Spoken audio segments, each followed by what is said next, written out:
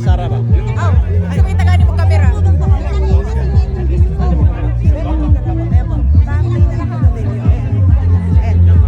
Kamusta po ito? Nakita niyo po sa celebration ni dating Pangulong Duterte. Ano pong masasabi niyo doon? Nagpapasalamat po tayo sa lahat ng Pilipino sa buong mundo na patuloy na nagdarasal para sa kalusugan ni Presidente Rudy at maraming salamat sa patuloy ninyong suporta sa lalo na sa pamilya namin, lalo na kay Bibi Inday. Maraming salamat. Personally, sa nakita niyo po ngayon, kamusta po yung mga cake at No words to describe it. No, hindi, kahit nga kanina pagsalita ko, halos hindi ako pagsalita. Sobrang dami tao.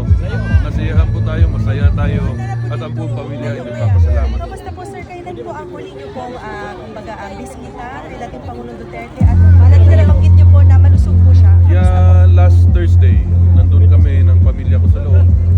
Medyo tumaba, tapos malakas na yung tuhod niya. Inalagaan naman po siya na mabuti dyan sa loob ng mga doktor at mga nurse. Aware po ba siyang kasi Sabado po ngayon, no? Yes, nasabihan ko. Naririnig niya naman, nandyan lang siya sa may likod. Sinabihan ko, within itong mga oras na to, lapit lang siya sa window.